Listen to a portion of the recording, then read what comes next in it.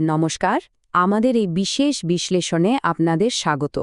এখানে আমরা চেষ্টা করি যে কোনো জটিল বিষয়কে খুব সহজ আর স্পষ্টভাবে তুলে ধরতে। তো চলুন, আজ আমরা সোজা চলে যাই ভগবদ্গীতার পঞ্চম অধ্যায়। এখানে এক চিরন্তন দ্বিধার জন্ম হয়েছিল।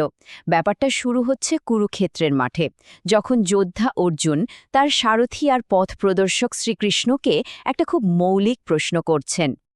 দেখুন, অর্জুন এখানে একেবারে বিভ্রান্ত।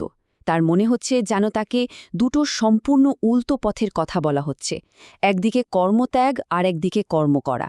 তাই তিনি চাইছেন একটা পরিষ্কার সোজাসাপটা উত্তর, ঠিক কোনটা করা উচিত। আর কৃষ্ণের উত্তরটা কিন্তু বেশ চমকপ্রদ।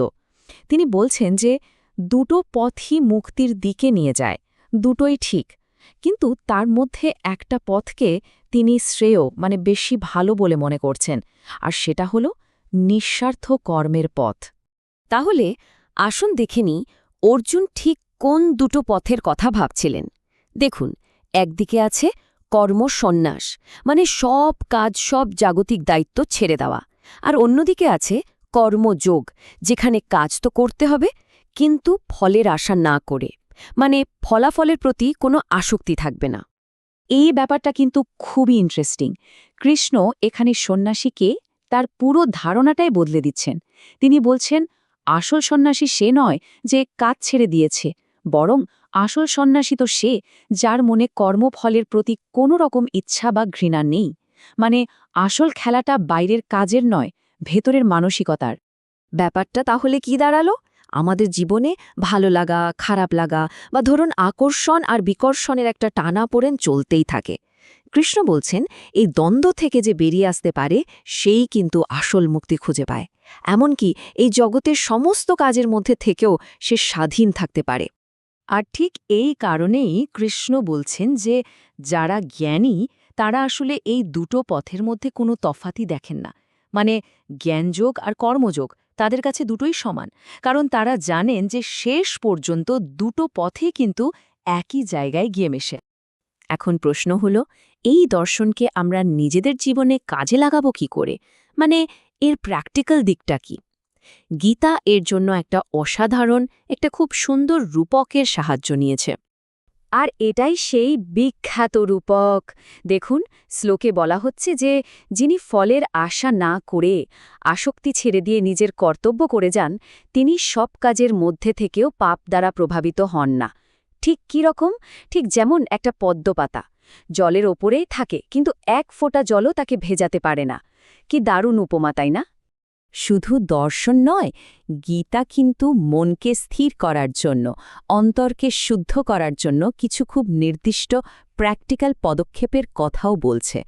এগুলো আসলে সে মানসিক অবস্থা তৈরি করার জন্যই দরকার, যা নিঃস্বার্থ কর্মের জন্য অপরিহার্য।